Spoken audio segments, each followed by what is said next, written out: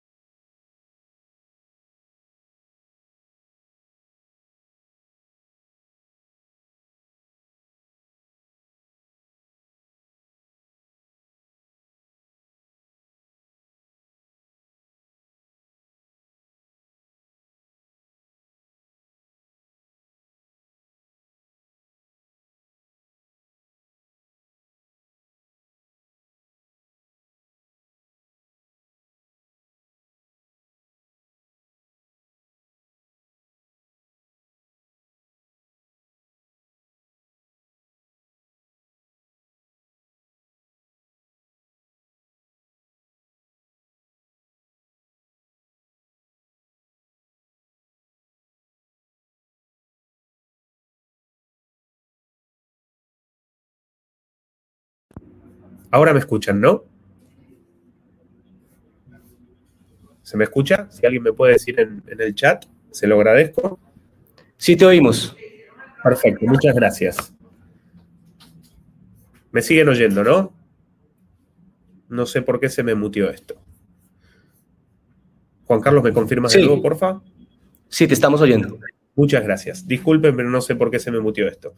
Bien, entonces, un poco para volver aquí donde estaba, lo que decía es que no solo es un tema de edad lo que estamos hablando a nivel diferenciación, de entender cada uno de los niños, sino también la importancia de entender el género, la cultura, el nivel socioeconómico, hace que a veces un niño de 11 años pueda ser distinto viviendo en una región de Colombia y puede ser diferente viviendo en otra, ¿no? Ya sea por la cultura, que sea en la costa o que sea en Bogotá, o por temas de nivel socioeconómico. Es importante entender la capilaridad cuando hablamos de niños y de adolescentes, ¿sí? Sabemos que son los influenciadores dentro del hogar, ¿sí?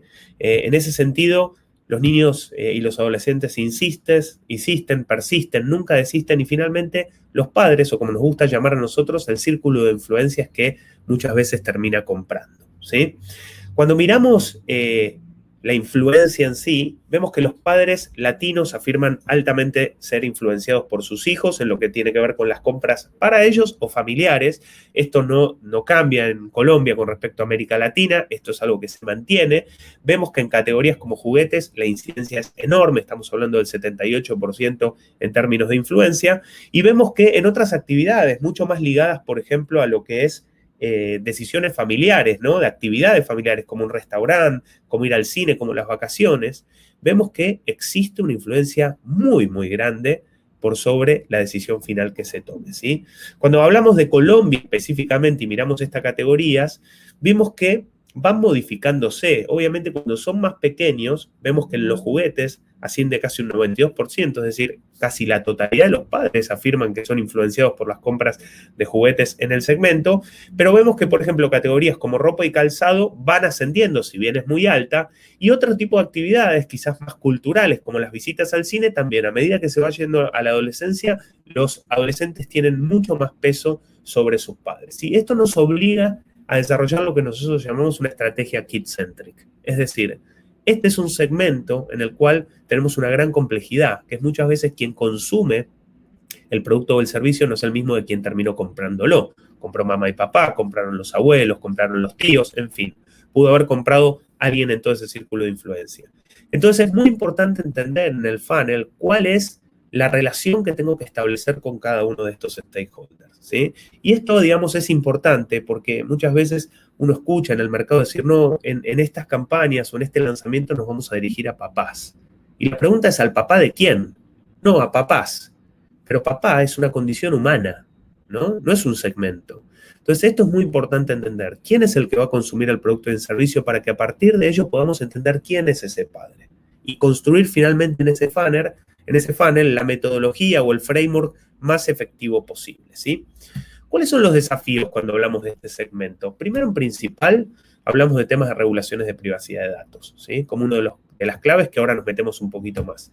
La segunda tiene que ver con regulaciones de alimentos, leyes de etiquetados en las cuales Colombia, agosto del año pasado, finalmente se está dando pasos que todavía no se ha implementado. En teoría hay un tiempo para bajar esa ley, pero está habiendo bastante debate en el medio, en el cual se implemente la ley de etiquetados, que por ejemplo recientemente Argentina la implementó, para obviamente dar visibilidad de alimentos que superen en X cantidad grasas saturadas, azúcares, para obviamente llevar más transparencia de qué es lo que se está consumiendo en un producto. Y luego también vemos regulaciones de publicidad que existen en algún que otro país. Brasil, por ejemplo, tiene una autorregulación en la cual existen ciertos lineamientos que hay que seguir, principalmente para que la publicidad sea clara, ¿no? Sea clara, sea transparente, no sea engañosa. Digo, teniendo en cuenta la importancia de no vulnerar ninguno de los derechos de los menores, esto cobra muchísima, muchísima importancia. Pero como tenemos poquito tiempo, solo voy a pasar por encima de lo que son las regulaciones de privacidad de datos, que básicamente garantizan que no se espíe a los menores cuando están conectados a Internet. Y esto es clave, porque un menor no desarrolló el criterio de un adulto a la hora de conectarse y de interactuar con contenido para entender si lo que está del otro lado de la pantalla me está engañando o no. Entonces, esto es sumamente importante. Existe COPPA, que es la ley americana, que fue un poco la madre de todas las regulaciones. Hoy Brasil es el primer país en América Latina con regulaciones de privacidad de datos. Hay algunas iniciativas en algunos gobiernos en Latinoamérica en este momento, pero esto es un camino que no tiene vuelta. El cuidar la protección de los menores cuando estén conectados es sumamente importante y sabemos que esto genera una manera de poder conectarse, vincularse con estos segmentos en las marcas diferente al que estamos acostumbrados con los adultos. Porque cuestiones como el remarketing, la recopilación de datos y demás no están permitidas. Eso no quiere decir de que no haya forma de llegar a ellos de una manera eficiente, pudiendo cumplir este tipo de cuestiones. Y ahora lo vamos a ver, ¿sí?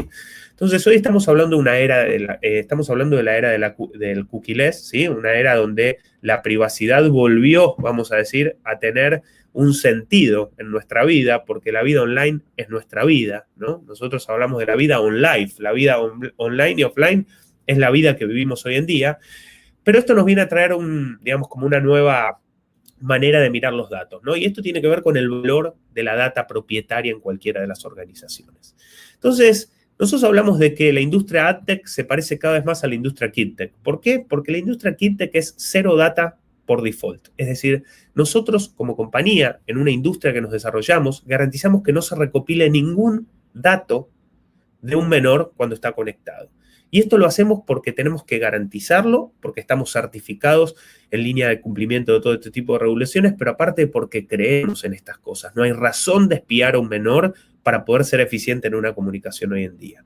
Y la otra cuestión muy importante que es privacy by design. Cualquier producto, cualquier solución, cualquier experiencia, inclusive que una marca quiera desarrollar mañana, tiene que hacerlo basado en la privacidad a lo largo de todo el proceso. Y por eso es que decimos que la industria KidTech cada día se parece mucho más, perdón, que la industria AdTech cada día se parece mucho más a la industria KidTech, ¿no? Entonces acá vamos a traer un ejemplo de cómo trabajamos nosotros a nivel advertising con Kite, que es nuestra tecnología para conectar a través de apps, de Roblox, de YouTube, de Connected TV, no a modo publicitario propio, sino para contar cómo hemos construido a lo largo de los años una metodología que garantice la no recopilación de datos personales, pero sí el aprovechamiento de diferentes fuentes de datos que nos permitan tomar decisiones del delivery de un anuncio, como así también de la medición de ese anuncio para garantizar que podamos llegar al segmento. Y entonces, esta es una manera de cómo nosotros con First Party Data estamos dando pasos en la era cookieless, que para nosotros es histórica, pero para la industria está sonando bastante nueva. Entonces, ¿qué hacemos nosotros como organización? Miramos 3 diferentes enfoques de datos. Primero, información agnóstica. Es decir, a través de información agnóstica, que ahí es donde Askits, nuestra plataforma de Data and Insights para el segmento, que hoy recolecta información de casi 60.000 hogares en 6 países de América Latina, nos trae información agnóstica comportamental, behavioral, porque traqueamos dispositivos de manera compliant, obviamente, y por otro lado también tenemos información declarativa, es decir, a través de encuestas estamos todo el tiempo entendiendo diferentes comportamientos o decisiones. Todo esto es información agnóstica que la enchufamos a nuestro stack tecnológico y que nos permite entender qué está pasando, ¿sí? La segunda cuestión es lo que llamamos data performativa. Históricos de campañas basados en tecnología propia que utilizamos en la compañía y tecnología terceras como de CRM nos permiten integrar y conocer campañas que fueron para la industria del entretenimiento, para la industria de juguetes, para la industria de tecnología, poder traquear toda esa performance histórica y entender en qué contenidos performaron mejor diferentes categorías, diferentes seasonal, diferentes segmentos. Y la tercera cuestión, que es la moderación, el entendimiento del contenido, ¿sí? Y aquí es donde podemos nosotros traer algo de data analítica con publishers que trabajamos, pero también tenemos un equipo humano que modera y entiende los contenidos. Cuando nosotros ingestamos estas 3 grandes fuentes de datos en nuestra tecnología y le aplicamos una capa de inteligencia artificial, nos permite a nosotros poder entender el momento ideal para entregar un anuncio a ese segmento que estamos buscando con la marca para obviamente lograr los objetivos que nos propusimos. Y esto nos da una eficiencia mucho más grande que utilizáramos data personal para traquear un dispositivo. ¿Saben por qué? Porque al fin y al cabo, en la mayoría de los hogares de América Latina los dispositivos se comparten. Y así todos, si quisiéramos, si pudiéramos utilizar un ID de un teléfono o una cookie o lo que sea, no tendría mucho sentido porque lo navegó el hijo, la hermana, la madre y demás. Quiero mostrar qué resultados entrega este tipo de metodologías que nosotros hemos diseñado. Cuando utilizamos tecnología como la de Google o tecnología tercera que está diseñada para 18 años en adelante, nos vamos a encontrar de que 7 de cada 10 dólares, como explicaba antes, son desperdiciados.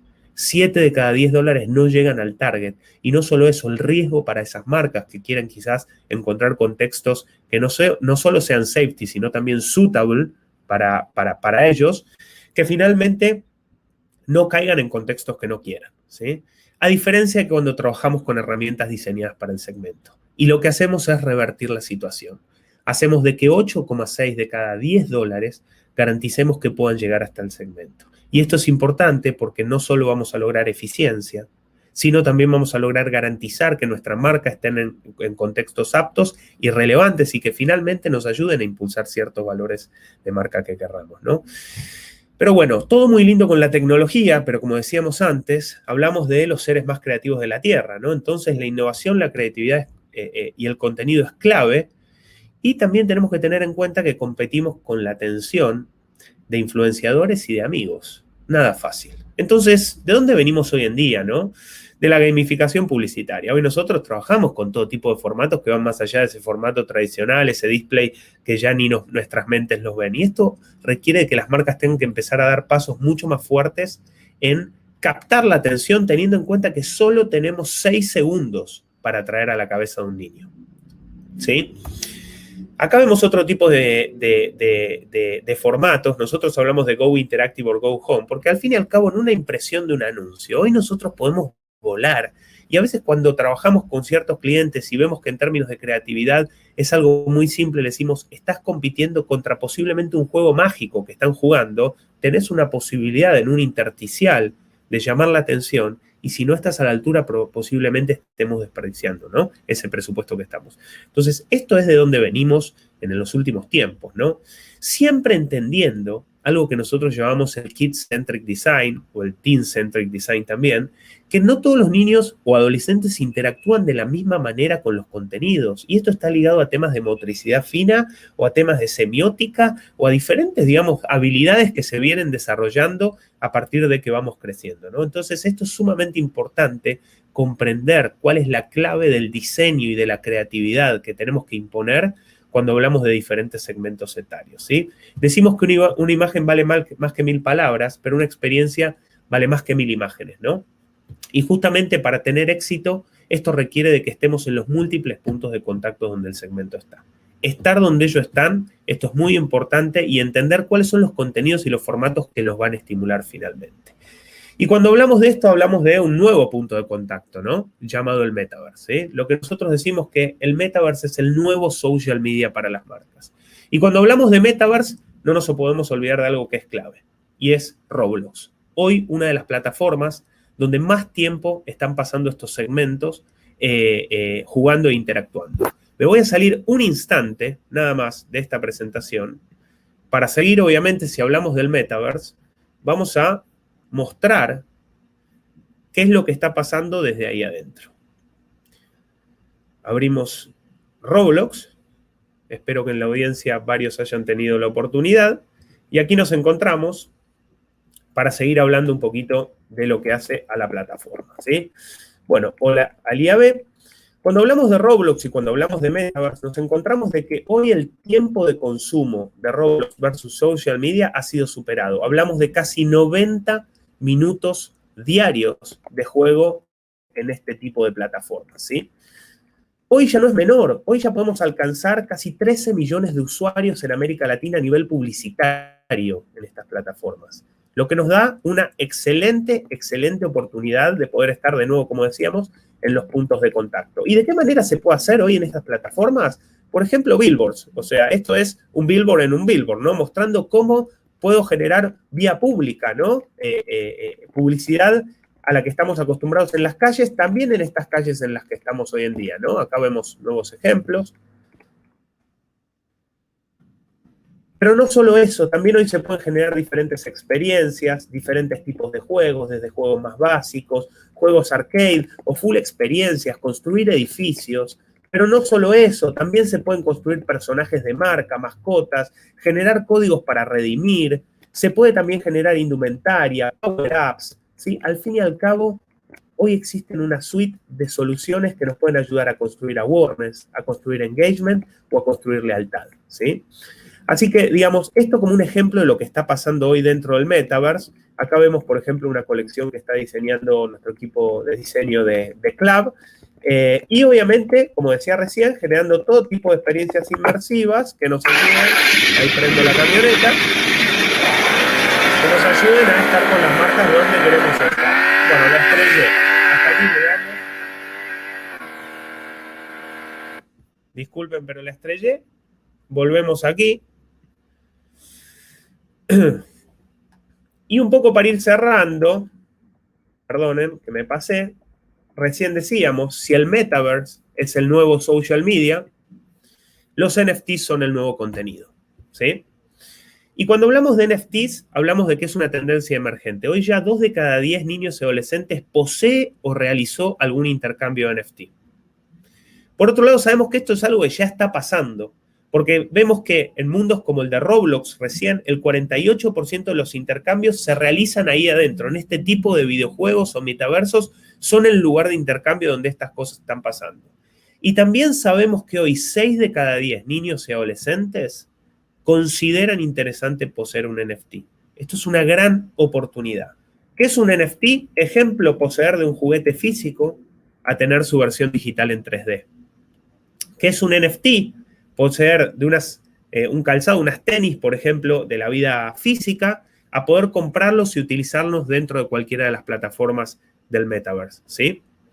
Un NFT es un non-fungible token, ¿sí? Supongo que varios ya están atentos a esto. Non-fungible, perdón, quiere decir irrepetible, insustitutible, y obviamente token es una unidad de valor de activo digital, ¿sí?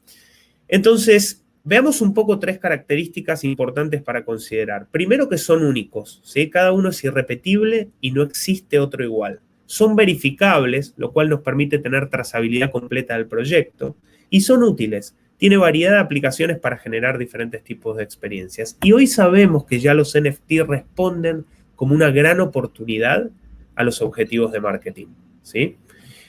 Dicho esto, solo para inspirar, acá podemos pensar en tomar esta tendencia para subirse a cuestiones de awareness en qué pasa si lanzamos una serie de NFTs limitados y los subimos en una plataforma, ¿no? O si queremos dar un pasito más, ¿qué pasa si hacemos que nuestros clientes, nuestros consumidores, nuestros fans creen este tipo de piezas para la marca?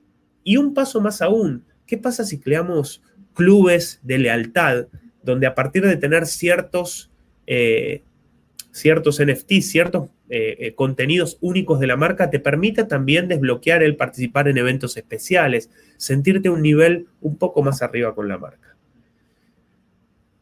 Interesante. Para cerrar, que estoy en tiempo, algunas cositas para modo recap de lo que estuvimos hablando recién. Primero, en principal, vemos que la mayor cantidad del tiempo hoy de actividades están dirigidas a lo que son pantallas. Esto permite encontrar espacios de pertenencia a nivel de entretenimiento. También es un lugar de expresión, de sociabilización y también es un lugar de educación, ¿sí? Entonces, esto es una gran oportunidad para cualquier profesional de la industria, ¿sí? Entender de que ahí se pasa tiempo. Como segunda cuestión, entender de que son codecisores de compra, no solo influyen en los productos para ellos, sino también en lo que tiene que ver con la familia. Como tercer punto, hablar de que existen regulaciones y que hay que cumplirlas y hay que proteger a los niños cuando están conectados. Como tercer punto, que utilizar tecnologías, soluciones y obviamente equipos expertos en este segmento nos van a garantizar, obviamente, eficientizar el retorno de la inversión que hagamos, pero también garantizar que la marca esté en contextos adecuados, ideales para seguir construyendo esa identidad de marca que se quiere. Y por último, que el Metaverse y los NFTs hoy son una realidad. La Web3 hoy existe, hoy está siendo consumida, está siendo creada inclusive por las nuevas generaciones y hoy ya responden a lo que son objetivos concretos de marketing. Es muy importante que empecemos desde la industria a impulsar a las marcas, a los creadores de contenido, a estar en estos lugares también, porque es donde se está pasando una importante cantidad del tiempo. Y por último, para cerrar, quiero decir que hacer Internet un lugar más seguro para las nuevas generaciones es un compromiso de todos. Y cuando digo un compromiso de todos, quiero decir de que Internet hoy para las nuevas generaciones y para todos es el acceso a la librería más grande que pueda existir en el mundo. Y hoy, gracias a que marcas sponsorean o encuentran en estos lugares oportunidad para conectar con los consumidores, es una manera de garantizar de que ese contenido sea de acceso universal. Hablamos de una América Latina en la cual hay países que tienen alrededor de 50% de pobreza.